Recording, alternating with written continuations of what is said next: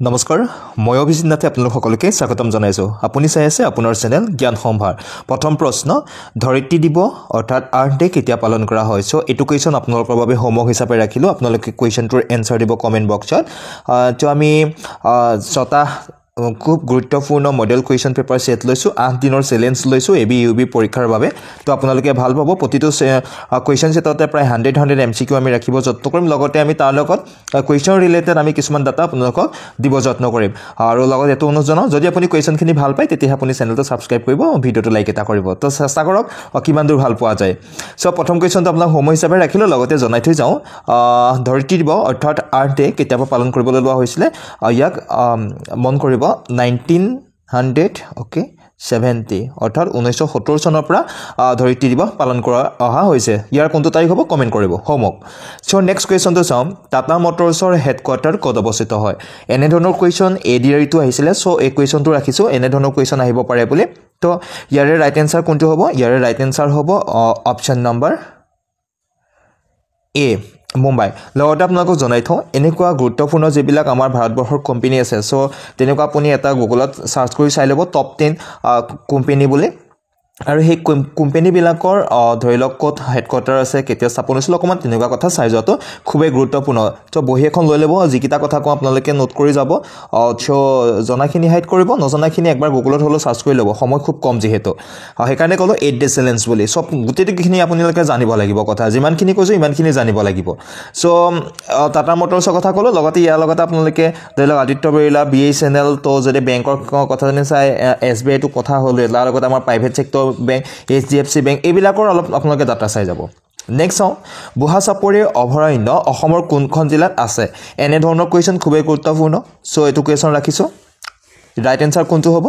তো right answer হৈ যাব অপচন নম্বৰ ডি শোণিতপুৰ জিলাত আছে লগতে আপুনি মন কৰিব 1974 অৰ্থাৎ 1974 চনত কি কৰা হৈছিল বুঢ়া চাপৰিক প্ৰথম সংৰক্ষিত বনাঞ্চল হিচাপে স্বীকৃতি প্ৰদান কৰা হৈছিল নেক্সট 1995 চনত ইয়াক কি কৰা হয় বন্যপ্ৰাণী অভয়াৰণ্য হিচাপে কি কৰা হৈছিল ঘোষণা কৰা হৈছিল আৰু এটা কথা আপোনালোকে মন কৰিব বুঢ়া চাপৰি অভয়াৰণ্যখন লাউখোৱা বুঢ়া চাপৰি যেটো আমাৰ পৰিস্থিতি তন্ত্ৰ হয় মন কৰিব লাউখোৱা বুঢ়া চাপৰি পৰিস্থিতি তন্ত্ৰৰ অন্তৰ্গত হৈছে বুঢ়া চাপৰি অভয়াৰণ্যখন তো ইয়াৰ যেটো মোৰ মাটিকালি হেতু হৈছে 44.06 বৰ্গ কিলোমিটাৰ মন কৰিব এইকিটান আপোনালোকে নোট কৰি ল'ব লগত নেক্সট গোল্ডেন গেট ব্ৰিজ ক'ত অৱস্থিত খুব এটা গুৰুত্বপূৰ্ণ প্ৰশ্ন এনেকুৱা প্ৰশ্ন যেহেতু এডিআৰটো আহিছে সো যোগ কৰি লৈছো ইয়াতে তো ইয়াৰ ৰাইট আনসাৰ হৈ যাব option number B Golden Gate Bridge আছে ক'ত আমেৰিকাত আছে লগতে আপোনালোকে টাৱাৰ ব্ৰিজ চাব পাৰে লণ্ডনত আছে টাৱাৰ ব্ৰিজটো তাৰ পিছত আপোনালোকে চাব পাৰে সিডনী হাৰ্বৰ এখন ব্ৰিজ হয় যিখন অষ্ট্ৰেলিয়াত আছে এনে ধৰণৰ ব্ৰিজ আপোনালোকে চাব পাৰে গুগলত আপোনালোকে টপ 10 ওয়াৰ্ল্ড ফেমাস ব্ৰিজ বুলি সাৰ্চ কৰিলে তা 10খন মান আপোনালোকে চাই যাব খুব গুৰুত্বপূৰ্ণ হয় লগতে গোল্ডেন গেট ব্ৰিজৰ এটা কথা আপোনালোকক জনাইছে যে এখন 2037 মিটাৰ দীঘল হয় মিটাৰ মনত ৰাখিব নেক্সট আমি চাও মোৰ মিনতি তৰা হয় যদি গীতটো ৰচক কোন এনে ধৰণৰ কোৱেশ্চন আহিছে সো আহিব পাৰে ইয়াৰ ৰাইট আনসাৰ হৈ যাব গীতটো ৰচক সুধিছে নিৰ্মল প্ৰভা বৰদলৈ মন কৰিব কোৱেশ্চনটোত কি সুধিছে মন কৰি ল'ব নেক্সট চাও আমি ভাৰতৰ প্ৰতিবেশী দ্বীপ ৰাষ্ট্ৰখনৰ নাম কি একেবাৰে সহজ কোৱেশ্চন সো আপোনালোকে ইয়াৰ আনসাৰটো আটাইতকৈ কম সময়তে পাৰিব শ্ৰীলংকা হয় আমি নেক্সট কোৱেশ্চন চাও গোহাই বিহুৰ পিছদিনা কি বিহু অনুষ্ঠিত হয় হাত বিহুৰ নাম আপোনালোকে মনত ৰখাটো অত্যন্ত গুৰুত্বপূৰ্ণ কথা যেটো আমাৰ ভাষা সংস্কৃতিৰ ওপৰত কোৱেশ্চন আহিব কালচাৰৰ ওপৰত সো এনে ধৰণৰ প্ৰশ্ন আহিব পাৰে ইয়াৰ ৰাইট আনসাৰ কোনটো হৈ যাব ওকে ইয়াৰ ৰাইট আনসাৰ কোনটো হৈ যাব ইয়াৰ ৰাইট আনসাৰ হৈ যাব অপচন নম্বৰ এ তাঁতৰ বিহু লগতে আপোনালোকৰ নিশ্চয় মনত আছে প্ৰথম দিনা গৰু বিহু তাৰপা মানুহ বিহু তাৰপা গোহাই বিহু হ'ব তাৰ পিছত নাঙল বিহু তাৰপা জিয়ৰী বিহুকে চেনেহী বিহু বুলি কয় আৰু লাষ্টত চেৰা বিহু হ'ব তো মনত ৰাখিব কিটা কথা নেক্সট আমি বায়ুমণ্ডলত আটাইতকৈ কোনটো গেছ বেছি আছে আমি সকলোৱে জানিম বায়ুমণ্ডলত কোনটো গেছ বেছি আছে তো ৰাইট আনসাৰ হৈ যাব অপচন নম্বৰ সি নাইট্ৰজেন বেছি আছে কিমান শতাংশ আছে 78% আছে অলমোস্ট 78% আৰু ইয়াৰ সাংকেতিক চিহ্নটো আপোনালোকে নিশ্চয় জানে N2 বুলি কোৱা হয় নাইট্ৰজেনক লগতে এটো কথা মনত ৰাখিব আপোনালোকে অক্সিজেন কিমান আছে অক্সিজেন যেটো আমাৰ কি বুলি কোৱা O2 বুলি কোৱা হয় সাংকেতিক চিহ্ন O2 বুলি কোৱা হয় যেটো আছে 21% ওকে 21% আছে আৰু লগতে কাৰ্বন ডাই অক্সাইড CO2 বুলি কোৱা হয় কাৰ্বন ডাই অক্সাইডক CO2 বুলি কোৱা হয় যেটো অলমোস্ট প্ৰায় 0.04% আছে ওকে নেক্সট আমি চাওঁ জুই জ্বলাত কি গেছে সহায় কৰে তো ইয়াৰ ৰাইট আনসাৰ হৈ যাব অপচন নম্বৰ সি অক্সিজেন নেক্সট এটা কোৱেশ্চন চাওঁ আমি লালুকিয়ে কিহৰ সহায়ত উশাহ নিশা লয় এটা এটা গুৰুত্বপূৰ্ণ প্ৰশ্ন এনে ধৰণৰ প্ৰশ্ন আহে তো ইয়াৰ ৰাইট আনসাৰ কোনটো হ'ব ইয়াৰ ৰাইট আনসাৰ হৈ যাব অপচন নম্বৰ ডি ফুলৰ সহায়ত লগতে সাল বুলি ক'লে এটা কথা মনত পৰিছে সালৰ সহায়ৰে মানে কোনটো প্ৰাণী এবাৰ উশাহ নিশা লয় মন কৰিব কেঁচু ওকে নেক্সট আমি এতিয়া ইৰানী কাপ কি খেলৰ লগত জড়িত যেটো এডিয়াৰিটো এনেকুৱা ধৰণৰ প্ৰশ্ন আহিছিলে বিভিন্ন খেল সম্বন্ধীয় প্ৰশ্ন আহিছিলে আহিব পাৰে আপোনালোকৰো বিভিন্ন ধৰণৰ খেলৰ ওপৰত সো ইৰানী কাপ কি খেলৰ লগত জড়িত সুধিছে ইয়াতে ৰাইট আনসাৰ হৈ যাব অপচন নম্বৰ কোনটো হ'ব option number B 11 option number B ইয়া ক্ৰিকেট প্ৰতিযোগিতা হয় তো লগতে মন ৰাখিব এনেকুৱা ধৰণৰ ক্ৰিকেট প্ৰতিযোগিতাৰ বিষয়ে আপোনালোকক আহিব পাৰে আপোনালোকে ক্ৰিকেট চোৱাখিনি জানিব তাৰ লগতে এখন ক্ৰিকেট লিগ হৈছে বিগ বাছ লিগ বুলি কোৱা হয় খুব গুৰুত্বপূৰ্ণ হয় হেখন সো নামটো মই কৈ দিলো তাৰ পিছত আপোনালোকে আৰু এখন ক্ৰিকেট প্ৰতিযোগিতা ইয়াত মানে বৰ্তমান চলি আছে তো অকমান হাইলাইট কৰি থৈ গৈছো ইন্টাৰনেশ্যনেল মাষ্টাৰ্ছ লিগ বুলি কোৱা হয় যিখন নেকি আমাৰ যিসকল পুৰণা মানে গুৰুত্বপূৰ্ণ যিসকল আমাৰ খেলুৱৈ আছিল ধৰি লওক আমাৰ শচীন তেণ্ডুলকাৰ তাৰপা আমাৰ মহেন্দ্ৰ সিং ধোনীকে আদি কৰি হেতু লেভেলৰ যিখিনি খেলুৱৈ ইতিমধ্যে অৱসৰ লৈছে সেই অৱসৰ লোৱা খেলুৱৈসকলে এখন দেশৰ লগত এখন দেশে খেলে সো হেতু কোৱা হয় কি বুলি কোৱা হয় ইন্টাৰনেশ্যনেল মাষ্টাৰ্ছ লিগ বুলি কোৱা হয় খুব গুৰুত্বপূৰ্ণ বৰ্তমান চলি আছে সেইকাৰণে কৈছো আপোনালোকক আহি যাব পাৰে নেক্সট আমি তো ইয়াৰ লগত আপোনালোকে ফুটবল হকি বক্সিং এনেকুৱা ধৰণৰ অলপ খেল চাই যাব দেই দুই এটা প্ৰশ্ন আছে বা আমাৰ যিখিনি আহিবলগীয়া কোৱেশ্চন মডেল পেপাৰ সেট আছে তাতো এখিনি সুমাইছো তথাপি আমাৰ মনত পেলাই থৈ গৈছো নেক্সট এটা খেলৰ লগত জড়িত প্ৰশ্ন আছে বৰ্ডাৰ গাভাস্কাৰ ট্ৰফি কি খেলৰ লগত জড়িত ইয়াৰ শুদ্ধ উত্তৰ কোনটো হ'ব ওকে ইয়াৰ শুদ্ধ উত্তৰ হৈ যাব অপচন নম্বৰ বি ক্ৰিকেট খেলৰ লগত জড়িত হয় বৰ্ডাৰ গাভাস্কাৰ ট্ৰফি যেটো কি বুলি কোৱা হয় দেই BGT বুলি আপোনালোকে পাব পাৰে এনেকৈ পাব পাৰে বি ওকে BGT সিৰিজটো কাৰ লগত জড়িত সো এটা খুব গুৰুত্বপূৰ্ণ সিৰিজ হয় ভাৰত আৰু অষ্ট্ৰেলিয়াৰ মাজত অনুষ্ঠিত হয় মন কৰিব কাৰ মাজত অনুষ্ঠিত হয় ভাৰত আৰু অষ্ট্ৰেলিয়াৰ মাজত অনুষ্ঠিত হয় ক্ৰিকেট খেল এখন নেক্সট প্ৰথম অসমীয়া কথা কবিতাৰ ৰচক কোন আছিল প্ৰথম কথা কবিতাৰ ৰচক আছিল আমি সকলোৱে জানো অপচন নম্বৰ এ যতীন্দ্ৰনাথ দুৱাৰা বনফুলৰ কবি বুলি কোৱা হয় লগতে আপোনালোকে নিকনেম বিলাক চাই যাব তো নিকনেমৰ ওপৰত আমাৰ হাতত কিছু তথ্য আছে মই ডেসক্ৰিপচন বক্সত কেইটামান লিংক দিম আপোনালোকে এখিনি চাব পাৰে যদি হোৱাটছআপৰ এটা গ্ৰুপ আপোনালোকৰ ইয়াতে লিংকটো দি দিম তাতে জয়েন হৈ ল'ব পাৰে বিভিন্ন ধৰণৰ PDF সমূহ আমি শ্বেয়াৰ কৰিব যত্ন কৰিম তাতে নেক্সট আমি দেওহাঁহ কোন ৰাজ্যৰ ৰাজ্যিক পক্ষী হয় দেওহাঁহ কোৰ হয় আমি একেবাৰে সহজকৈ এইটো জানিম দেওহাঁহ কোন ৰাজ্যৰ ৰাজ্যিক পক্ষী কোৰ হয় অপচন নম্বৰ ডি অসমৰ হয় তো অসমৰ ৰাজ্যিক পক্ষী বা আমাৰ ৰাজ্যিক যিখিনি সিম্বল আছে কিন্তু জানিবই তাৰ লগতে আমাৰ নৰ্থ ইষ্টৰ সিম্বল মানে ৰাজ্যিক সিম্বল কিছুমান চাইজতো খুব এটা গুৰুত্বপূৰ্ণ হয় অকমান গুগলত সাৰ্চ কৰি মেলি সেইখিনি তথ্য আপোনালোকে নোট কৰিব নেক্সট আহোম বংশৰ শ্ৰেষ্ঠ ৰজা কোন আছিল আহোম বংশৰ ওপৰত কোৱেশ্চন আহিবই যিকোনো পৰীক্ষাত আহে সো ইয়াৰ ৰাইট আনসাৰ কোনটো হ'ব সুধিছে যে শ্ৰেষ্ঠ ৰজা সুধিছে তো ৰাইট আনসাৰ কোনটো হৈ যাব ইয়াৰে অপচন নম্বৰ এ ৰুদ্ৰসিংহ লগতে মনত পেলাই থৈ যাম আপোনালোকৰ শেষ ৰজা কোন আছিল আহোমসকলৰ পুৰন্দৰ সিংহ তো আহোমসকলৰ দিনৰ যিখিনি গুৰুত্বপূৰ্ণ তেনেকুৱা ডাটা আছে সেইখিনি আপোনালোকে মন কৰিব নেক্সট ভাৰতবৰ্ষত কেতিয়াৰ পৰা GST প্ৰৱৰ্তন কৰা হৈছিল এটো এটা গুৰুত্বপূৰ্ণ প্ৰশ্ন হয় GST কেতিয়াৰ পৰা প্ৰৱৰ্তন কৰা হৈছিল আমাৰ ভাৰতবৰ্ষত ইয়াৰ ৰাইট আনসাৰ হৈ যাব option number option number B 16 option number B 1 জুলাই 2017 চনত পৰা কি কৰা হৈছিল GST প্ৰৱৰ্তন কৰা হৈছিল GST আপোনালোকে সম্পূৰ্ণ নামটো নিশ্চয় জানে চাগে কি আছিল গুডছ এণ্ড সাৰ্ভিস টেক্স হয় যেটো কি কৰা হৈছিল প্ৰথম 2000 চনতে প্ৰপ'জাল আনিছিলে অটল বিহাৰী বাজপেয়ী যেটা প্ৰধানমন্ত্ৰী আছিল তেতিয়া 2000 চনতে ইয়াৰ প্ৰপ'জাল আনিছিলে যে GST প্ৰৱৰ্তন হ'ব লাগে 2000 চনতে ওকে তাৰ পিছত আমাৰ স্বনামধন্য প্ৰধানমন্ত্ৰী নৰেন্দ্ৰ মোদী ডাঙৰীয়া কি কৰিছিল ইয়াক আইনলৈ ৰূপান্তৰ কৰি পেলাই GST প্ৰৱৰ্তন কৰিছিল 1 জুলাই 2017 তাৰিখৰ পৰা মন কৰিব নেক্সট কোৱেশ্চন চাও কোন দেশে প্ৰথম GST প্ৰৱৰ্তন কৰিছিল বিশ্বৰ কোনখন দেশে প্ৰথম GST প্ৰৱৰ্তন কৰিছিল আমি ভাৰতৰ কথা গম পালো তো ৰাইট আনসাৰ কোনটো হ'ব অপচন নম্বৰ সি ফ্ৰান্সে প্ৰথম GST প্ৰৱৰ্তন কৰিছিল নেক্সট চাও লক্ষ্মীনাথ বেজবৰুৱা কোন অধিৱেশনত সাহিত্য সভাৰ সভাপতি এখন অলংকৃত কৰিছিল এনেকুৱা ধৰণৰ গুৰুত্বপূৰ্ণ প্ৰশ্ন আহিব সো ইয়াৰ ৰাইট আনসাৰ হ'ব অপচন নম্বৰ এ 1924 চনত সো আটাইকেইখন আমাৰ যিবিলাক কি কোৱা হৈছে সাহিত্য সভা যিখন আমাৰ অধিৱেশন হৈ গৈছে আটাইখন আপোনালোকে এবাৰ মন কৰিব এবাৰ হ'লে খিনি চাই যাব নেক্সট আমি লক্ষ্মীনাথ বেজবৰুৱাই কোনখন আলোচনী সম্পাদনা কৰিছিলে কোনখন কৰিছিলে তো ৰাইট এনসাৰ কোনটো হৈ যাব অপচন নাম্বাৰ ডি বাঁহী তো এটা কুৱেশ্যন হ'ব পাৰে জোনাকীখন কোনে সম্পাদনা কৰিছিলে জোনাকী সম্পাদনা কৰিছিলে চন্দ্ৰকুমাৰ আগলাই 1889 মন কৰিব জোনাকী তাৰপৰা মৌখন কাৰ আছিলে মৌখন হৰনাৰায়ণ বৰা আছিলে মৌ যিখন আলোচনী প্ৰকাশ হৈছিলে নেক্সট আমি সফুৰাখনৰ কথা জেনে চাওঁ এখন গুৰুত্বপূৰ্ণ ভবেন্দ্ৰনাথ শইকীয়াই 1982 এখন সম্পাদনা কৰিছিল 1982 এইকেইটা ডাটা লগতে যোগ কৰিব নেক্সট চাওঁ লক্ষ্মীনাথ বেজবৰুৱাৰ প্ৰথমটো চুটি গল্প কোনটো আছিলে অপচন কেইটা চাওঁ ৰাইট এনসাৰ কোনটো হ'ব ৰাইট এনসাৰ হ'ব অপচন নাম্বাৰ এ হেউতি তো ভালকৈ আপোনালোকে চাব শেষত জনাব পাৰে কিমান নম্বৰ আপোনালোকে পাৰিছে বা কিমান নম্বৰ আপোনালোকে পালে 100টা কুৱেশ্যনৰ ভিতৰত নেক্সট কুৱেশ্যনটো চাই লওঁ তলত কোনখন লক্ষ্মীনাথ বেজবৰুৱাৰ উপন্যাস হয় খুব গুৰুত্বপূৰ্ণ এনেকুৱা ধৰণৰ প্ৰশ্ন আপোনালোকে পাবই কুৱেশ্যন চ' ইয়াৰ ৰাইট এনসাৰ হ'ব অপচন নাম্বাৰ বি পদুমকুৰিখন হৈছে লক্ষ্মীনাথ বেজবৰুৱাৰ এখন উপন্যাস নেক্সট চাওঁ অংকুহিতা বড়ো কি খেলৰ লগত জড়িত এডিআৰিত এনেকুৱা ধৰণৰ প্ৰশ্ন আহিছে আটাইকেইটা মানে পেপাৰত আহিছিলে এডিআৰি চ' যোগ কৰিছোঁ এনেকুৱা ধৰণৰ প্ৰশ্ন যাতে আপোনালোকৰ সমস্যা নহয় আহিলেও অংকুহিতা বড়ো কি খেলৰ লগত জড়িত লগতে এনসাৰটো দিয়াৰ আগতে আৰু কেইটামান কথা কওঁ অংকুহিতা বড়োৰ লগতে আপোনালোকে পেপাৰখিনি অলপ চাব এই ৰিচেণ্ট এই লাষ্ট এটা দুটা মাহৰ আপোনালোকে যিকেইজন অসমৰ খেলুৱৈ বিভিন্ন শিতানত মেডেল পাবলৈ সক্ষম হৈছে এইকেইটা কথা মন কৰিব মানে হিমা দাস লাভলীনা বৰগোহাঁই এইখিনিতো আপোনালোকে জানিব তাৰ লগতে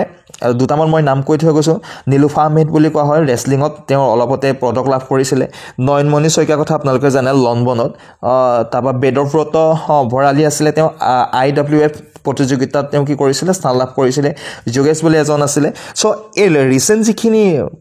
মানে অসমৰ খেলুৱৈ বিভিন্ন শিতানত পদক লাভ কৰিছে সেই সকলৰ ওপৰতে মানখিনি আহিব পাৰে মানে তেওঁলোকেও জানে লাভলীনা হিমা দাস এইখিনি চবেই জানিব চ' সেইকাৰণে অকণমান আনকমন ধৰণৰ এনেকুৱা বস্তু চাব আপোনালোকে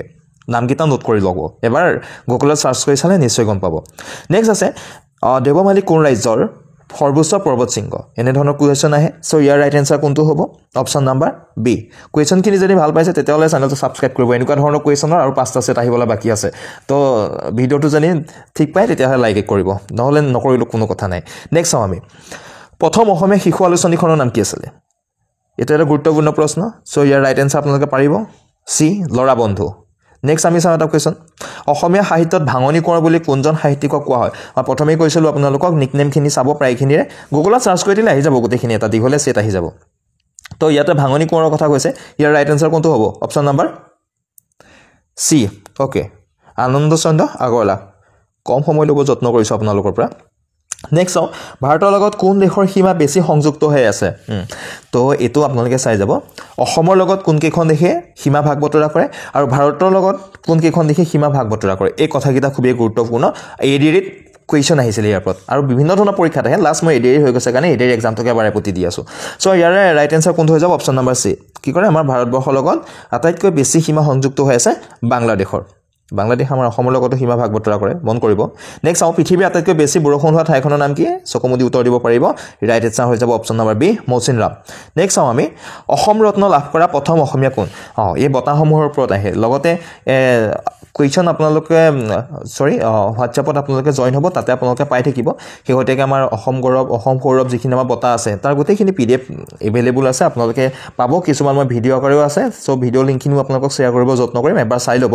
এইখিনি গুৰুত্বপূৰ্ণ হয় যিহেতু চ' ইয়াৰে কুৱেশ্যন নাম্বাৰ 28 ৰাইট এনসাৰ হৈ যাব অপচন নাম্বাৰ চি ভূপেন হাজৰিকাই কি কৈছিল অসম ৰত্ন বঁটা লাভ কৰা প্ৰথমজন অসমীয়া হয় নেক্সট চাওঁ মানচিত্ৰত হালধীয়া ৰঙে কি সূচায় গুৰুত্বপূৰ্ণ এইবিলাক প্ৰশ্ন মানচিত্ৰত হালধীয়া ৰংটোৱে কি সূচায় তো ইয়াৰ ৰাইট এনসাৰ কোনটো হৈ যাব অপচন নাম্বাৰ চি মালভূমিক সূচায় তো আপোনালোকক লগতে কৈ থৈ যাওঁ যিটো গ্ৰীণ কালাৰ থাকে গ্ৰীণ কালাৰ কি বুজায় য়েল্ল' কালাৰে কি বুজায় তো আপোনালোকে এই কথাকেইটা অলপ মন কৰিব দেই নোট কৰিব এইখিনি কথা নেক্সট চাওঁ ভাৰতত পিনকোড কেতিয়াৰ পৰা আৰম্ভ কৰা হৈছিলে ভাৰত চৰকাৰে পিনকোড কেতিয়াৰ পৰা ব্যৱহাৰ কৰিছিলে তো ইয়াৰ ৰাইট এনসাৰ হৈ যাব অপচন নাম্বাৰ ডি 1972 চনত তাৰিখটো মনত ৰাখিব 15 আগষ্ট তাৰিখে মুকলি কৰা হৈছিল প্ৰথম 15 আগষ্ট ওকে সো এইটো কথা আপোনালোকে জানে পিনকোডত কেইটা নাম্বাৰ থাকে 6টা থাকে এইটো কথা মন কৰিব 1972 চন 15 আগষ্ট আৰু 6টাকে নাম্বাৰ থাকে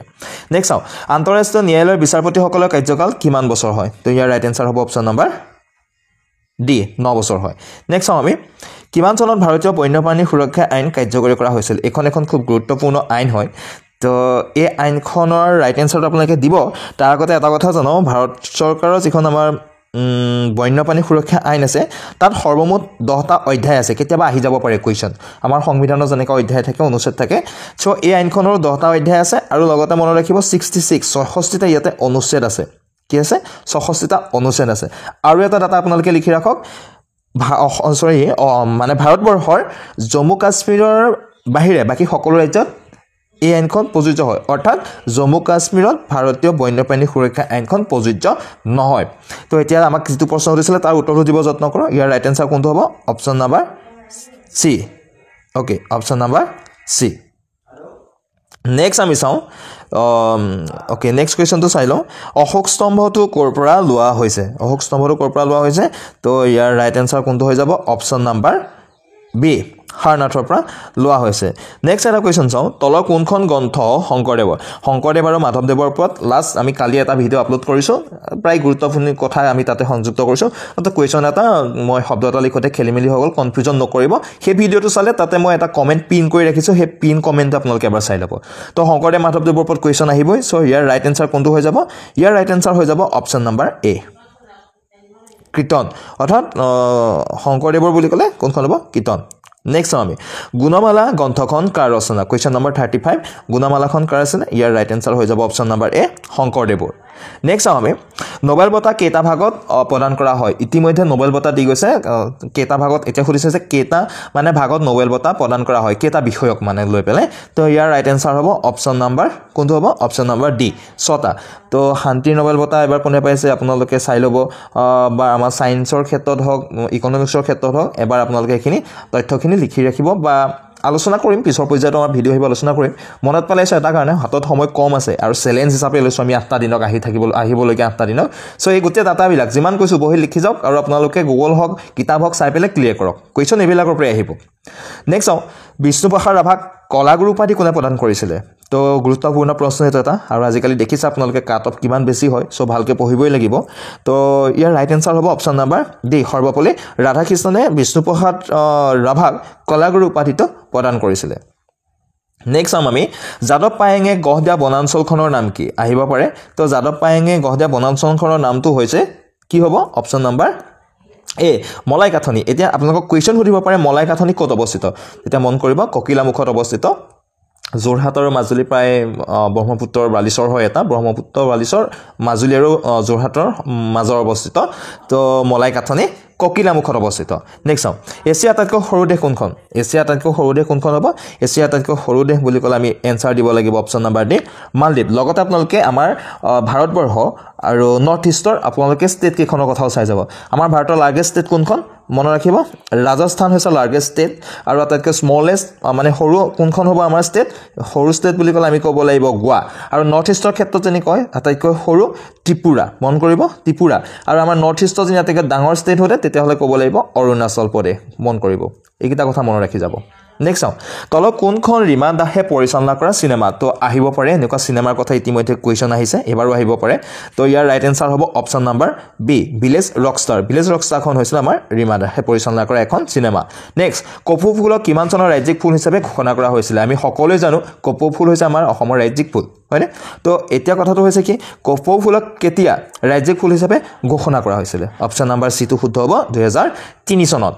আমি নেক্সট চাম এটা কুৱেশ্যন বন্দে মাতৰম গীতটো কোনে ৰচনা কৰিছিলে বন্দে মাতৰম গীতটো এইটোৰ ওপৰত কুৱেশ্যন আহে তো ইয়াৰ ৰাইট এনসাৰ কোনটো হৈ যাব অপশ্যন নাম্বাৰ ডি বংকিম চন্দ্ৰ চেটাৰ্জী বন্দে মাতৰম গীতটো ৰচনা কৰিছিলে আৰু এইটো ক'ৰ পৰা লোৱা হৈছিলে 1882 চনত ৰচিত আনন্দ মঠ নামৰ যিখন উপন্যাস আছিলে মন কৰিব বংকিম চন্দ্ৰ চেটাৰ্জীৰ আনন্দ মঠ নামৰ যিখন উপন্যাস আছিল সেই উপন্যাসখনৰ পৰা কি কৰা হৈছিলে বন্দে মাতৰম গীতটো ৰচনা কৰা হৈছিলে ওকে সো আমি নেক্সট কুৱেশ্যনটোলৈকে আহিছোঁ হেজাৰী ভাওনা কোন ঠাইত অনুষ্ঠিত হয় এনে ধৰণৰ প্ৰশ্ন আহে হেজাৰী ভাওনা ক'ত অনুষ্ঠিত হয় ৰাইট এনসাৰ হ'ব অপশ্যন নাম্বাৰ বি নগাঁৱত নেক্সট আমি সাৰ্কৰ মুখ্য কাৰ্যালয় ক'ত অৱস্থিত এইবিলাক খুবেই গুৰুত্বপূৰ্ণ প্ৰশ্ন হয় সাৰ্কৰ মুখ্য কাৰ্যালয় ক'ত অৱস্থিত আমি ক'ব লাগিব ইয়াৰ শুদ্ধ উত্তৰ অপশ্যন নাম্বাৰ এ কাঠমাণ্ডু কাঠমাণ্ডু কি নেপালৰ ৰাজধানী লগতে আমি মন কৰিব লাগিব সাৰ্ক কেতিয়া গঠন কৰা হৈছিল সাৰ্ক গঠন হৈছিল 1985 চনত ক'ত হৈছিল বাংলাদেশৰ ৰাজধানী ঢাকাত মন কৰিব লাগিব বাংলাদেশৰ ৰাজধানী ঢাকাত সাৰ্কৰ জন্মগ্ৰহণ কৰিছিল 1985 চনত বাট ইয়াৰ মুখ্য কাৰ্যালয় হৈছে কাঠমাণ্ডু অৰ্থাৎ নেপালৰ ৰাজধানী নেক্সট ভাৰতৰ উচ্চ সদনক কি বুলি কোৱা হয় সম্ভৱতঃ উচ্চ সদন নে নিম্ন সদন কিবা এটা কুৱেশ্যন এডিআৰিত আহিছিল সো ইয়াতে ইনক্লুড কৰিছো নিম্ন সদনৰ কথা কোনোবা এটা পৰীক্ষা মডেল কুৱেশ্যন পেপাৰ সেটত আছে সো ৰাইট আনসাৰ দিয়ক ৰাইট আনসাৰ হ'ব ইয়াৰ option number D Rajya Sabha next আমি কোনজন কবিক অগ্নিকবি বুলি কোৱা হয় ইয়াৰ ৰাইট আনসাৰ হ'ব option number A Kamalakanta Bhattacharya nickname খিনি আপোনালোকে চাবই আৰু কাক কি বুলি জনা যায় হালুক সংশ্লেষণৰ সময়ত উদ্ভিদে কি গেছ এৰি দিয়ে আটাইতকৈ সৰু কুৱেশ্যন সহজ কুৱেশ্যন ৰাইট আনসাৰ হ'ব অপচন নম্বৰ বি অক্সিজেন তেওঁলোকে এৰি দিয়ে আৰু আমাৰ মানুহে লয় ওকে নেক্সট প্ৰথম বিজ্ঞান আলোচনীখনৰ নাম কি গুৰুত্বপূৰ্ণ কুৱেশ্যন এটো প্ৰথম বিজ্ঞান আলোচনীখনৰ নাম হৈছে অপচন নম্বৰ এ পশুপালন নেক্সট আমি এটা কুৱেশ্যন চাওঁ সেউজী পাতৰ কাহিনী উপন্যাসখনৰ পটভূমি কি আছিল ওকে এটা এটা গুৰুত্বপূৰ্ণ কুৱেশ্যন সেউজী পাতৰ কাহিনী যিখন উপন্যাস কিহৰ ওপৰত বেছ কৰি পেলাই ৰচনা কৰা হৈছিল সকলোৱে জানো চাহ বাগানৰ ওপৰত বেছ কৰি পেলাই ৰচনা কৰা হৈছিল নেক্সট চাওঁ তলৰ কোনটো তৃতীয় শ্ৰেণীৰ লিভাৰ এডিৰিত আহিছিল ইয়াৰ ওপৰত প্ৰথম শ্ৰেণীৰ লিভাৰ আহিছিল সম্ভৱতঃ এডিৰ যি নহওক বাৰু সো ইয়াৰ ৰাইট আনসাৰ হৈ যাব অপচন নম্বৰ এ দাঁত নেক্সট চাওঁ পোংগাল উৎসৱ ক'ত পালন কৰা হয় উৎসৱ গীতাৰ বিষয়ে চাই যাব গুৰুত্বপূৰ্ণ কেইটামান উৎসৱ আছে যেনেকৈ ওনাম বুলি ক'লে আমি জানো কেৰালাত অনুষ্ঠিত হয় সো এটা পোংগাল ক'ত হয় ৰাইট আনসাৰ দিব তামিলনাডু আৰু কেৰালা এই দুটাৰ মাজত অলপ খেলিমেলি হয় পোংগাল আৰু ওনামক লৈ পেলাই সো ক্লিয়াৰ হৈ ল'ব নেক্সট চাওঁ তাৰাচিৰা বিহু কোনে পালন কৰে গুৰুত্বপূৰ্ণ ৰাইট আনসাৰ হ'ব অপচন নম্বৰ বি ঠেঙাল কছাৰীসকলে আমাৰ অসমৰ যিখিনি আমাৰ জাতি জনগোষ্ঠী আছে তেওঁলোকৰ যিখিনি উৎসৱ সেইখিনি চাব সাজপাৰ যিখিনি সাজপাৰ আছে সেইখিনি চাব আহিব কুৱেশ্যন এনসাৰ সেট আমাৰ কোনোবা তাত সোমাই যাব এইখিনি তথাপি আপোনালোকে এবাৰ চাব নেক্সট চাওঁ খেৰাই উৎসৱ কোনে পালন কৰে অপচন নম্বৰ এ শুদ্ধ হ'ব বড়োসকলে পিছৰ কুৱেশ্যন চাওঁ ভেকুৱামকালী নাওখেল কি উৎসৱৰ লগত জড়িত গুৰুত্বপূৰ্ণ প্ৰশ্ন ৰাইট আনসাৰটো দিয়ক অপচন নম্বৰ ডি ওনামৰ লগত জড়িত ভেকুৱামকালী নাওখেল নেক্সট চাওঁ ভাৰতৰ জাতীয় পতাকাখনে কেতিয়া জাতীয় পতাকা হিচাপে স্বীকৃতি পাইছিলে সৰু কুৱেশ্যন আপোনালোকে এনসাৰ দিব বি 1948 চনৰ 22 জুলাই নেক্সট এটা কুৱেশ্যন চাওঁ লকটক হ্ৰদ ক'ত অৱস্থিত হয় গুৰুত্বপূৰ্ণ প্ৰশ্ন লকটক হ্ৰদৰ বিষয়ে কুৱেশ্যন আহে এনসাৰ হ'ব বি মণিপুৰত আছে ওকে ইম্ফল কোন ৰাজ্যৰ ৰাজধানী হয় আমাৰ নৰ্থ ইষ্টৰ 7খন ৰাজ্যৰ বিষয়ে আপোনালোকে চাই যাব ধুনীয়াকৈ তাৰ ৰাজধানীখিনি মনত ৰখাটো গুৰুত্বপূৰ্ণ তো ইয়াৰ ৰাইট আনসাৰ কোনটো হ'ব ইম্ফল ক'ত আছিলে অপচন নম্বৰ এ মণিপুৰ তাৰ লগতে আমাৰ অৰুণাচল প্ৰদেশৰ কি আছিলে ইটানগৰ মেঘালয় কি আছিলে শিলং মণিপুৰৰ কি আছিলে ইম্ফল মিজোৰামৰ কি আছিলে আইজল নাগালেণ্ডৰ কি আছিলে কোহিমা নেক্সট আমাৰ ছিকিমৰ কি আছিলে গেংটক এইকেইটা আপোনালোকে মনত ৰাখিব যদি মনত আছে ভাল কথা নাই যদি আপোনালোকে নোট কৰিব আপাতনি কোন ৰাজ্যৰ জনগোষ্ঠী হয় আহিব পাৰে এইকেইটা কুৱেশ্যন আপাতনি তো আমি সকলোৱে জানিম ইয়াৰে এনসাৰটো অপচন নম্বৰ ডি অৰুণাচলৰ নেক্সট চাওঁ আন্তঃৰাষ্ট্ৰীয় যোগ দিৱস কেতিয়া পালন কৰা হয় তো ৰাইট আনসাৰটো দিয়কচোন আন্তঃৰাষ্ট্ৰীয় যোগ দিৱস ইয়াৰে শুদ্ধ উত্তৰ কোনটো হ'ব অপচন নম্বৰ এ 21 জুনত পালন কৰা হয় ওকে 21 জুনত নেক্সট চাওঁ ভাৰতৰ ৰাজধানী কলকাতাৰ পৰা নতুন দিল্লীলৈ কেতিয়া অনা হৈছিল অৰ্থাৎ স্থানান্তৰিত কৰা হৈছিল ৰাইট আনসাৰ হ'ব অপচন নম্বৰ বি 1911 চনত নেক্সট আমি ভাৰতৰ দীৰ্ঘতম ৰেল সুৰংগ ক'ত আছে গুৰুত্বপূৰ্ণ কুৱেশ্যন ভাৰততকৈ দীঘল ৰেল সুৰংগ বুলি ক'লে ক'ত আছে ৰাইট আনসাৰ হৈ যাব অপচন নম্বৰ ডি মাহৰত আছে অপচন নম্বৰ ডি মাহৰত আছে লগতে এটা কুৱেশ্যন আপোনালোকক সুধিব পাৰে আটাইতকৈ দীঘল ট্ৰেইন লাইন কোনটো হয় আপোনালোকে নিশ্চয় ইয়াৰ উত্তৰটো জানে যেটো আমাৰ ডিব্ৰুগড়ৰ পৰা কলৈলৈকে আছে কন্যাকুমাৰীলৈকে আছে হেতু হৈছে আটাইতকৈ দীঘল ট্ৰেইন লাইন হয় আমাৰ ভাৰতবৰ্ষৰ ডিব্ৰুগড়ৰ পৰা কন্যাকুমাৰী নেক্সট কোন তাৰিখৰ পৰা ভাৰতীয় সংবিধানখন কাৰ্যকৰী কৰা হয় তো কুৱেশ্যন সংবিধানৰ ওপৰত এটা ভিডিঅ' আছে লিংকটো ডেছক্ৰিপশ্যনত দিম আপোনালোকে চাই ল'ব পাৰিব সংবিধানৰ ওপৰত ভালেখিনি প্ৰশ্ন তাত পাব তো ৰাইট আনসাৰ ক'ব অপচন নম্বৰ এ 26 জানুৱাৰী 1950 চনত আমাৰ ভাৰতীয় সংবিধানখন কাৰ্যকৰী কৰা হৈছিল নেক্সট ৰাজ্যসভাৰ কিমানজন সদস্যক ৰাষ্ট্ৰপতিয়ে মনোনীত কৰে ৰাইট আনসাৰ কোনটো হ'ব অপচন নম্বৰ এ 12 জন নেক্সট আমি চাই লওঁ ভাৰতৰ সংবিধানৰ খচৰা সমিতিৰ অধ্যক্ষ কোন আছিলে এটা সাধাৰণ প্ৰশ্ন আপোনালোকে জানিব ৰাইট আনসাৰ কোনটো হ'ব অপচন নম্বৰ এ ভীমৰাও আম্বেদকাৰ ভাৰতৰ সংবিধান 1977 চনত হোৱা যিটো 42 নং সংশোধনী আইন আছিলে তাৰ জৰিয়তে কোনটো শব্দ প্ৰস্তাৱনাত সংযোজিত কৰা হৈছিলে এইবিলাক গুৰুত্বপূৰ্ণ প্ৰশ্ন আহে পৰীক্ষাত তো ইয়াৰ ৰাইট এনসাৰটো কি ক'ব আপোনালোকে অপচন নম্বৰ ডি সমাজবাদী শব্দটো সংযোগ কৰা হৈছিলে এটো মনত ৰাখি ল'ব আপোনালোকে কেতিয়াবা হলে 42 নং সংশোধনী কিমান চনত হৈছিলে তো মনত ৰাখিব লাগিব 1977 চনত খুব গুৰুত্বপূৰ্ণ সংশোধনী হয় এটো কোনখন ৰাজ্যৰ লোকসভালৈ সৰ্বাধিক সদস্য পঠায় জানিবলগীয়া কথা ইয়াৰ ৰাইট এনসাৰ হ'ব অপচন নম্বৰ সি উত্তৰ প্ৰদেশে সেইকাৰণে উত্তৰ প্ৰদেশ জিকিলেতো চৰকাৰ গঠন কৰিব পাৰিবম বুলি ৰাজনৈতিক দলবিলাকে ভাবি লয় নেক্সট নিৰ্দেশাত্মক নীতি তলৰ কোনখন দেশৰ পৰা লোৱা হৈছে একদম খুব গুৰুত্বপূৰ্ণ এটা প্ৰশ্ন আমাৰ ভাৰতৰ সংবিধানে বিভিন্ন দেশৰ সংবিধানৰ পৰা কিছুমান নীতি আদৰ্শ লৈছিলে তাৰ ভিতৰত নিৰ্দেশাত্মক নীতি অৰ্থাৎ কিছুমান নীতি আছে যিবিলাক নীতি কি কৰা হৈছে ভাৰতৰ জনগণক ঠিক নিৰ্দেশ দিয়াৰ দৰে দিছে তেওঁলোকে ৰূপায়ণ নকৰিলেও কোনো কথা নাই কিন্তু আমাৰ ভাৰতবৰ্ষ এখন সমাজবাদী কল্যাণকামী ৰাষ্ট্ৰ হোৱাৰ হেতুকে নিৰ্দেশাত্মক নীতিসমূহ আমি মানি চলিব লাগে সো সেইকাৰণে নিৰ্দেশাত্মক নীতি গুৰুত্বপূৰ্ণ হয় তো ক'ৰ পৰা লোৱা হৈছে তো ৰাইট এনসাৰটো আপোনালোকে ক'ব সি আয়াৰলেণ্ডৰ পৰা লোৱা হৈছে ডেসক্ৰিপশনত থকা লিংকটোৰ পৰা ভিডিওটো চাই ল'ব সংবিধানৰ ওপৰত খুব গুৰুত্বপূৰ্ণ প্ৰশ্ন আছে নেক্সট ভবেন্দ্ৰনাথ শইকীয়াই কোনখন গ্ৰন্থৰ বাবে সাহিত্য একাডেমী বঁটা লাভ কৰিছিলে সাহিত্য একাডেমী বঁটাৰ ওপৰতো এটা খুব ধুনীয়া ভিডিও আছে এটো যে তেতিয়ালৈকে যিমান সাহিত্য একাডেমী বঁটা হওক বা যুৱ সাহিত্য একাডেমী বঁটা হওক পাইছিলে সৰ এটা ভিডিও আছে লিংকটো ডেসক্ৰিপশনত আছে চাই ল'ব আপোনালোকে এটো জেড আছে তেতিয়ালৈকে যি লাগে আপোনালোকক কিহৰ ওপৰত পাইছিলে কিমান চনত পাইছিলে কোনে পাইছিলে সকলো আছে তো ৰাইট এনসাৰ হ'ব ইয়াৰে অপচন নম্বৰ বি শৃংখল গ্ৰন্থখনৰ বাবে পাইছিলে তলত কোনগৰাকী ব্যক্তিক গোৱালপৰীয়া লোকগীতৰ ৰাণী বুলি কোৱা হয় তো সাধাৰণ কুৱেশ্যন আমি সকলোৱে জানো এনসাৰ হ'ব অপচন নম্বৰ এ প্ৰতিমা পাণ্ডে নেক্সট চাওঁ বিদ্ৰোহী কবি বুলি কাক কোৱা হয় বিশেষ জটিল কুৱেশ্যন নহয় অপচন নম্বৰ ডি শুদ্ধ হ'ব প্ৰসন্নলাল চৌধুৰী নেক্সট চাওঁ অসমৰ কোন জিলাত গৰখীয়া দল অৱস্থিত এডিআৰিত আহিছে এইটো কুৱেশ্যন অপচন নম্বৰ বি শুদ্ধ হ'ব যোৰহাটত আছে নহয় জানো বাৰু তো লাষ্টত কমেন্ট কৰিব আপোনালোকে কিমান প্ৰশ্ন শুদ্ধ উত্তৰ দিব পাৰিছে নীৰজ চোপ্ৰা কি খেলৰ লগত জড়িত এনেকুৱা ধৰণৰ প্ৰশ্ন আহে নীৰজ চোপ্ৰাই অভিলেখ কৰিছিলে এটা তেওঁ সোণৰ পদক লাভ কৰিছিলে কি খেলত পাইছিলে জেভলিন থ্ৰত পাইছিলে অলিম্পিকত নেক্সট অসমৰ একমাত্ৰ ৰামসাৰ ক্ষেত্ৰ কোনখন গুৰুত্বপূৰ্ণ ৰামসাৰ ক্ষেত্ৰৰ ওপৰত কুৱেশ্যন আহিছে এডিআৰিতে আহিছিলে 73 কুৱেশ্যনটো ৰাইট এনসাৰ হৈ যাব অপচন নম্বৰ বি দীপৰ বিলক কোৱা হয় নেক্সট জুবিন গৰ্গৰ প্ৰথম এলবাম কোনটো আহিব পাৰে এনে ধৰণৰ কুৱেশ্যন ৰাইট এনসাৰ হ'ব অপচন নম্বৰ এ অনামিকা নেক্সট পকি কোন ব্যক্তিৰ উপৰি পুৰুষসকলৰ বাসভৱনৰ নাম আছিলে এইবিলাক কুৱেশ্যন য'ত নেপায় দেই তো ৰাইট এনসাৰটো আপোনালোকে ক'ব জানিব পাৰে অপচন নম্বৰ ইয়াৰে শুদ্ধ হ'ব বি জ্যোতিপ্ৰসাদ আগৰৱালাৰ উপৰি পুৰুষসকলৰ যিটো বাসভৱন তাক পকি নামেৰে নামাকৰণ কৰা হৈছে নেক্সট সীমান্ত গান্ধী বুলি কাক কোৱা হয় সাধাৰণ কুৱেশ্যন এনসাৰ ডাইৰেক্ট আহিব আপোনালোকৰ ইয়াৰ option number D Khan Abdul Gaffar Khan next দে বন্ধু বুলি কাক কোৱা হয় একদম সিম্পল কুৱেশ্যন ৰাইট এনসাৰ হ'ব option number B Chittaranjan Das next কোনটো সংশোধনীৰ দ্বাৰা ভাৰতীয় নাগৰিকৰ ভোটাধিকাৰ বয়স 21 পৰা 18 লৈকে হ্ৰাস কৰা হৈছিলে আগতে 21 বছৰ আছিল তাৰপা এতিয়াতো আমি 18 বছৰত ভোট দিওঁ তো এটা কথাটো হৈছে যে কোনটো সংশোধনীৰ জৰিয়তে হৈছিলে ৰাইট এনসাৰ হ'ব অপচন নম্বৰ সি 61তম যিটো সংবিধান সংশোধনী আছিলে অসমৰ কোনজন ব্যক্তিক বীৰবালা বুলি কোৱা হয় গুৰুত্বপূৰ্ণ ৰাইট এনসাৰ ক'ব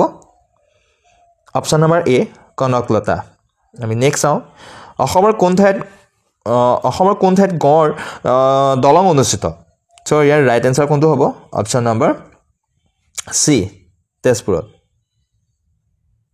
নেক্সট নাচুম কোন জনজাতিৰ অলংকাৰ হয় ওকে আমাৰ অলংকাৰসমূহৰ ওপৰত কুৱেশ্যন আহিব যেহেতু এডিআৰি পেপাৰখনত যেনেকুৱা ধৰণত মানে টিপছ লগাই পেলাই কুৱেশ্যনবিলাক আহিছিলে ঠিক তেনেকুৱা বেচিছ কুৱেশ্যনে ইয়াত লৈছোঁ আটাইকেইটা কুৱেশ্যন সেট তেনেকুৱা ধৰণে লৈছোঁ নাজানো মই এইবিধ কেনেকুৱা ধৰণৰ কুৱেশ্যন চুজ কৰে বাট এডিআৰিৰ যিখিনি তৰিকা তেওঁলোকে লৈছিলে তেনেকুৱা ওপৰত ডিপেণ্ড কৰি কুৱেশ্যনবোৰ লৈছোঁ চ' তাৰে এটা গুৰুত্বপূৰ্ণ কুৱেশ্যন নাচুম কোন জনজাতি অলংকাৰ ওপৰত কুৱেশ্যন আহিছিলে এইবাৰ মানে চ' ৰাইট এনসাৰ কোনটো হ'ব অপচন নম্বৰ বি মণিপুৰীসকলৰ নেক্সট চাওঁ আমি অসমে কোন দুখন ৰাষ্ট্ৰৰ সৈতে সীমা ভাগ বতৰা কৰে তো অলপ আগতে এইটো কথা মই কৈছিলোঁ আপোনালোকক তো কোনে কৰে কোনটোখন দেশে কৰে অপচন নম্বৰ এ বাংলাদেশ আৰু ভূটানে আৰু লগতে এটা কথা অলপ আগতে আলোচনা কৰিছিলোঁ বাংলাদেশ আমাৰ ভাৰতবৰ্ষৰ লগত আটাইতকৈ বেছি সীমা ভাগ বতৰা কৰে জাতিংগা ক'ত অৱস্থিত সিম্পল কুৱেশ্যন ৰাইট এনসাৰ হৈ যাব অপচন নম্বৰ সি ডিমা হাছাও জিলাত নেক্সট অসমৰ কিমানখন জিলাই বিভিন্ন ৰাজ্যৰ লগত সীমা ভাগ বতৰা কৰে ওকে এইটো এটা খুব গুৰুত্বপূৰ্ণ কুৱেশ্যন অসমৰ কিমানখন জিলাই সুধিছে দেই জিলাবিলাকে তো আমাৰ যিবিলাক ওচৰ চুবুৰীয়া ৰাজ্য আছে তাৰ লগত ভাগ বতৰা কৰে সীমা তো অপচন নম্বৰ ডি 24খন জিলাই কি হৈছে সীমা ভাগ বতৰা কৰে নেক্সট মুখ্যমন্ত্ৰী নিযুত মইনা আঁচনি কাৰ বাবে ওকে এইটো এটা খুব গুৰুত্বপূৰ্ণ কুৱেশ্যন এইবাৰ হেৰিত এনেকুৱা ধৰণৰ কুৱেশ্যন আহিছিলে তো এইটো জানিব লাগে আমাৰ অসম চৰকাৰৰ অধীনত যিবিলাক শেহতীয়াকৈ জনসাধাৰণৰ মানে কল্যাণৰ যিবিলাক আঁচনি সেই আঁচনিবিলাকৰ ওপৰত কুৱেশ্যন আহিব পাৰে তো তাৰে ভিতৰত এটা মুখ্যমন্ত্ৰী নিযুত মইনা আঁচনিখন আছিলে তো right answer option number B ই ছাত্ৰ ছাত্ৰীসকলৰ বাবে প্ৰযোজ্য বা ছাত্ৰ ছাত্ৰীসকলৰ বাবে গুৰুত্বপূৰ্ণ নেক্সট কোনটো ৰকেটৰ সহায়ত চন্দ্ৰযান 03 উৎক্ষেপণ কৰা হৈছিল চন্দ্ৰযানৰ ওপৰত খুব গুৰুত্বপূৰ্ণ কুৱেশ্যন আহি যাব পাৰে তো আপোনালোকে জানে CE-20 ক্ৰাইজেনিক বুলি কয় CE-20 ক্ৰাইজেনিক নামৰ CE-20 ক্ৰাইজেনিক এইটো হৈছিলে ধৰা হেৰি আছিলে আমাৰ মূল যিটো ইঞ্জিন আছিলে সেই ইঞ্জিনটোৰ নামহে আছিলে আমাক সুধিছে এটা ৰকেটৰ কথা সুধিছিলে তো ৰকেটটো কোনটো হৈ যাব অপশ্যন নম্বৰ বি LV-M3 কেতিয়াবা লগত M4 বুলিও লিখা থাকিব পাৰে LV-M3 M4 বুলিও লিখা থাকিব পাৰে তো CE-20 ক্ৰাইজেনিকটো যিটো মূল ইঞ্জিন আছিলে ৰকেটৰ সেই ইঞ্জিনটোৰ নাম আছিলে ওকে নেক্সট ইছৰোৰ মুখ্য কাৰ্যালয় ক'ত অৱস্থিত আমি সকলোৱে জানো ইছৰোৰ মুখ্য কাৰ্যালয় ক'ত অৱস্থিত হয় অপশ্যন নম্বৰ এ বেংগালুৰুত অৱস্থিত নেক্সট G20 2023 ক'ত অনুষ্ঠিত হৈছিলে G20 ওপৰত কুৱেশ্যন আহিব পাৰে এখন গুৰুত্বপূৰ্ণ সন্মিলন এবাৰ আমাৰ ক'ত হৈ গৈছিলে ভাৰতবৰ্ষত হৈ গৈছিলে অপশ্যন নম্বৰ এটো শুদ্ধ নেক্সট G20 মুখ্য বাণী ক'ৰ পৰা সংগ্ৰহ কৰা হৈছে G20 যিটো মূল বাণী হয় হেতু ক'ৰ পৰা সংগ্ৰহ কৰা হৈছে তো ইয়াৰ ৰাইট এনসাৰ হ'ব অপশ্যন নম্বৰ বি মহা উপনিষদৰ পৰা সংগ্ৰহ কৰা হৈছে মানে 2023 চনৰ ভাৰতবৰ্ষত অনুষ্ঠিত G20 সন্মিলন আছিল তাৰ মুখ্য বাণীটো নেক্সট এছিয়ান গেমছ 2023 ত ভাৰতে কিমানতম স্থান লাভ কৰিছিল খেলৰ ওপৰত কুৱেশ্যন আহিব হৈছে এটো এটা গুৰুত্বপূৰ্ণ হয় এছিয়ান গেমছৰ ওপৰত 2023 চনত তো ৰাইট এনসাৰ হ'ব অপশ্যন নম্বৰ সি ভাৰতে 4th পজিশন লাভ কৰিছিল অসমত ভাষা আন্দোলনৰ প্ৰথম শহীদ কোন আছিল একদম সাধাৰণ কুৱেশ্যন ৰাইট এনসাৰ হ'ব option number B Ranjit Borpujari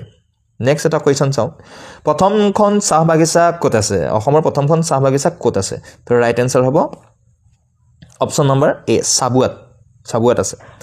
Madhupur সত্ৰ ক'ত আছে আহিব পাৰে কুৱেশ্যন মধুপুৰ সত্ৰ ক'ত আছে ৰাইট এনসাৰ হ'ব অপশ্যন নম্বৰ সি কোচবিহাৰত আৰু এটা কুৱেশ্যন চাই লওঁ হোলী প্ৰধানকৈ ক'ত উদযাপন কৰা হয় ইয়াতে অপশ্যন কেইটা এবাৰ চাই লওক খেলিমেল নকৰিব মনত ৰাখিব অপশ্যন নম্বৰ সি বৰপেটাত হোলী উৎসৱ প্ৰধানকৈ অনুষ্ঠিত হয় বাকীখনতো হয় বাকী হোলী বিশেষ প্ৰধান বুলি ক'লে বৰপেটা শংকৰদেৱৰ মৃত্যু ক'ত হৈছিলে অপশ্যন নম্বৰ কোনটো শুদ্ধ হ'ব ইয়াৰে অপশ্যন নম্বৰ এ মধুপুৰ সত্ৰত শংকৰদেৱৰ মৃত্যু হৈছিল নেক্সট তল কোন সম্পদে পৰাগ উৎসৱ পালন কৰে পৰাগ কোনে উৎসৱ পালন কৰে অপশ্যন নম্বৰ সি টো শুদ্ধ হ'ব ইয়াৰে মিচিংসকলে এই উৎসৱটো মানে পালন কৰে আলি আলি গাঁৱৰ ওপৰত আহিছিল এই দিয়াৰিত নেক্সট তো মুখা হ'ব লাগিছিল বাৰু আপোনালোকে কইলে বুজি পাব মুখা শিল্পৰ বাবে কোন ঠাই বিখ্যাত হয় তো অপশ্যন কেইটা একবাৰ চাই লওক ৰাইট এনসাৰ হ'ব অপশ্যন নম্বৰ এ সামগ্ৰী মানে এইটো নগাঁও সামগ্ৰীৰ কথা কোৱা নাই মাজুলীৰ সামগ্ৰী নামৰ যি ঠাই আছে সেই ঠায়ে মুখা শিল্পৰ বাবে বিখ্যাত মাজুলীৰ সামগ্ৰী বুলি যি ঠাই আছে নেক্সট অম্বুবাচী মেলা কোন মাহত অনুষ্ঠিত হয় গুৰুত্বপূৰ্ণ অম্বুবাচী মেলা কেতিয়া অনুষ্ঠিত হয় কোন মাহত অনুষ্ঠিত হয় তো ৰাইট এনসাৰ হ'ব অপশ্যন নম্বৰ এ আহাৰ মাহত অনুষ্ঠিত হয় ক'ত অনুষ্ঠিত হয় কামাখ্যা মন্দিৰত তলৰ কোনখন গ্ৰন্থ ভাগৱতৰ সাৰ বুলি কোৱা হয় এটা এটা গুৰুত্বপূৰ্ণ কুৱেশ্যন তো গুণমালাখনক ভাগৱতৰ সাৰ বুলি কোৱা হয় তো নেক্সট আগবে শেষৰ কুৱেশ্যনটো একবাৰ চাই লওঁ আজি যে সংবিধান দিৱস কেতিয়া পালন কৰা হয় এটো কুৱেশ্যনৰ এনসাৰ কোনটো হ'ব সংবিধান দিৱস কেতিয়া পালন কৰা হয় অপশ্যন নম্বৰ বি 26 নৱেম্বৰত সংবিধান দিৱস পালন কৰা হয় তো আজি 100টা প্ৰশ্ন ইমানতে শেষ কৰিছোঁ মডেল পেপাৰ 1 হিচাপে আৰু 5টা আহিব পাৰে 8টা দিনৰ আমি চ্যালেঞ্জ লৈছোঁ আপোনালোকৰ লগত প্ৰায় 600 কুৱেশ্যন আপোনালোকে ইয়াতে শিকি যাব পাৰিব তো কেনে লাগিলে যদি ভাল লাগিলে ভিডিওটো লাইক কৰিব আৰু কোএবাৰ কৈছে যদি ভাল পাইছে ভিডিওটো কুৱেশ্যনখিনি জানি ঠিক পাইছে তেতিয়া চেনেলটো সাবস্ক্ৰাইব কৰিব বাকি কেইটা সেট লাভ কৰিবৰ বাবে ধন্যবাদ